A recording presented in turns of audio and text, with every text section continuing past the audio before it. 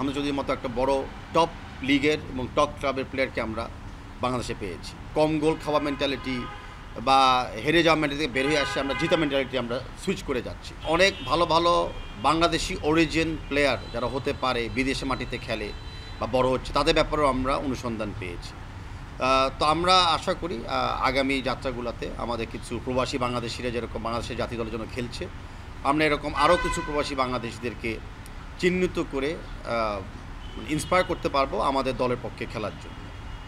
একই সাথে আমাদের লক্ষ্য থাকবে যে মিডিয়া ভাই বোনদের সাথে এবং হাউসদের সাথে আরেকটু ক্লোজভাবে কাজ করা।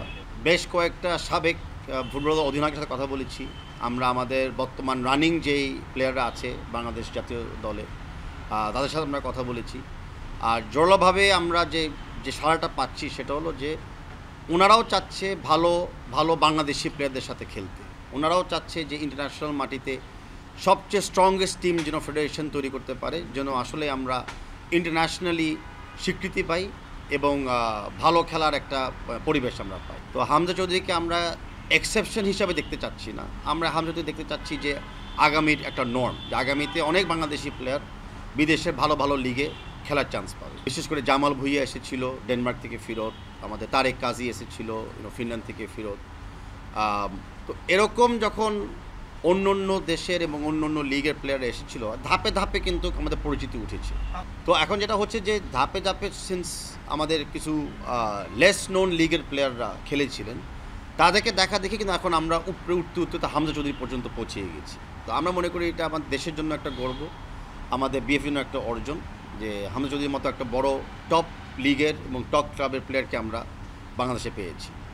এখন বাংলাদেশের খেলার সাথে কেমন ইন্টারাকশনটা হবে, বাংলাদেশের প্লেয়িং স্টাইলের সাথে বর্তমান যে ক্লাব লেস্টার সিটি সেই প্লেয়িং একটু ডিফারেন্স থাকবে কিনা, বা সেই লেভেলে আমরা খেলাতে পারবো কিনা, খেলতে চাই কিনা, সেগুলো সব আমাদের অপেক্ষা করতে হবে যে আমাদের ন্যাশনাল টিমস কমিটি যখন ফর্ম হবে তারা এই বিবেচনাগুলো করবে।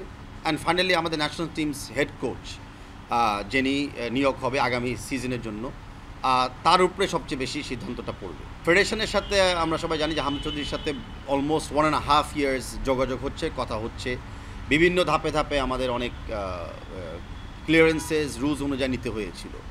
তো ইতিমুহূর্তে আমার সাথে হামজা চৌধুরীর সাথে সরাসরি কোনো কথা হয় নাই, যোগাযোগ হয় নাই, বাট আমি মানে প্রিপারেশন নিচ্ছি যে আগামী তোর সাথে সরাসরি বসবো। বাট আমরা একটু গুছাই নিচ্ছি যে আমাদের আরও 2-1টা প্লেয়ার আমরা পাই কিনা যারা হয়তো আমাদের ন্যাশনাল টিমে খেলতে চায়, আর আমাদের স্কেডিউলটা কী হবে। তো সব তথ্য একসাথে করে আমি তার সাথে বসার জন্য অতি শিগগিরই একটা প্ল্যান নিচ্ছি। ফুটবলাররা যারা প্রফেশনাল, তাদের এবিলিটি আছে টু অ্যাডাপ্ট, তারা যে কোনো কোচের খেলার সাথে অ্যাডাপ্ট করতে তাদের এবিলিটি থাকতে হয়। অনেক সময় মাঠে পরিবর্তন আসে, হার্ড পিচ থাকে, সফট পিচ থাকে, টার্ফ পিচ থাকে, ওয়েদারের একটা পরিবর্তন আসে। আমরা যেটা জানি যে এর আগে আমাদের প্লেয়াররা ভুটানেও খেলেছিল হাই এলিভেশনে, তা আমাদের প্লেয়ারদেরও অনেক অ্যাডাপ্টেবিলিটি আছে। And likewise I am sure বিদেশে যারা খেলে সেই বাংলাদেশি প্লেয়ারদেরও কিন্তু অনেক অ্যাডাপ্টেবিলিটি আছে। কিন্তু দ্যাটস নট ইম্পর্টেন্ট, ইম্পর্টেন্টটা হলো যে যার পক্ষে আমরা খেলবো, যেই ভেন্যুতে আমরা খেলবো, সেই জায়গায় আমরা অ্যাডাপটিভ হব কিনা। অ্যান্ড আমি আশাবাদী, অ্যান্ড আমরা প্রিপারেশনের সময় সেই জিনিসটা মাথায় রাখবো যে আমরা আওয়ে ম্যাচগুলোতে কী কন্ডিশনে আমাদের খেলতে হবে যেন সকল প্লেয়ার ওই কন্ডিশনের জন্য অ্যাডাপটিভ হতে পারে। আমরা চাই, যেটা আগেও বলেছিলাম, যে আমাদের ন্যাশনাল টিম একটা কনসিস্টেন্সি দিবে, কনসিস্টেন্টভাবে তারা খেলবে, অ্যান্ড আমরা ম্যাচ জিতবো। আমরা ওই আগে কম গোল খাওয়া মেন্টালিটি বা হেরে যাওয়া মেন্টালিটি থেকে বের হয়ে আসছে, আমরা জিতা মেন্টালিটি আমরা সুইচ করে যাচ্ছি, সেটা হলো মোস্ট ইম্পর্টেন্ট। এরকম প্লেয়াররা যখন আসে, তো সেই প্লেয়াররা ব্র্যান্ড ভ্যালিউর চেয়ে মোর ইম্পর্টেন্ট, আমাদেরকে প্লেয়ারদের কনফিডেন্স বাড়ানোর সহযোগিতা করে, আমাদের মেন্টাল স্ট্রেংথ বাড়ানোর সহযোগিতা করে, অ্যান্ড ডেফিনেটলি ফ্যানদেরকে আরেকটা আকর্ষণীয় রিজন দেয় খেলা দেখার জন্য, মাঠে আসার জন্য এবং টিমকে সাপোর্ট করার জন্য। হামজা চৌধুরীকে নিয়ে আমার অনেক আশাবাদ আছে। প্রথমটা হলো যে আমাদের টিম আরেকটু শক্তিশালী হবে, বিশেষ করে আমাদের since Hamza Chowdhury defensive player, আমাদের ডিফেন্স ম্যানেজমেন্ট অর্গানাইজেশন হবে। বা দেন ন্যাশনাল টিম তো 11 জন নিয়ে খেলতে হয়, তো 11 জন নিয়ে খেলার সাথে তো আমাদের অ্যাটাকিং সাইডেও আমাদের শক্তিশালী করতে হবে, খালি ডিফেন্ড করলে তো চলবে না। হামজা চৌধুরীকে নিয়ে আমার আরেকটা বড় আশাবাদী হলো যে এই লেভেলে বাংলাদেশি অরিজিন প্লেয়ারদের যাত্রা শুরু হলো, যেটা হামজা নিজেও বলেছে তার একটা বক্তব্যতে। আমরা বিশ্বাস করি অনেক ট্যালেন্টেড প্লেয়ার্স আছে বাংলাদেশের মাটিতে, অনেক ট্যালেন্ট প্লেয়ার্স আছে Italian, Bangladeshi, Italian, British, Italian, German, could be Bangladeshi, south American. তো সেরকম স্কিলফুল ট্যাক্টফুল প্লেয়ারদেরকে আমি বিশ্বাস করি যে হামজা চৌধুরী ইন্সপায়ার করবে বাংলাদেশের জার্সি পরে খেলার জন্য আর বাংলাদেশের পতাকা হাতে রাখার জন্য।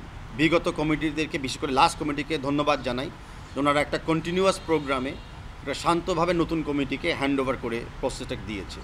তো এই সব অসমাপ্ত কাজ যেগুলো ছিল সেগুলো প্রসেসে ছিল বলেই আমরা সমাপ্ত করতে পেরেছি। সো কেউ উদ্যোগ নিবে, কেউ কমপ্লিট করবে, এরকম আমরাও এই কমিটির মাধ্যমে অনেক উদ্যোগগুলো নিব, সেটা নেক্সট কমিটি আশা করি কমপ্লিট করবে। তো এটা ধারাবাহিকতা, আর আমি মনে করি এটা ফুটবলের জন্য অত্যন্ত একটা পজিটিভ সাইন।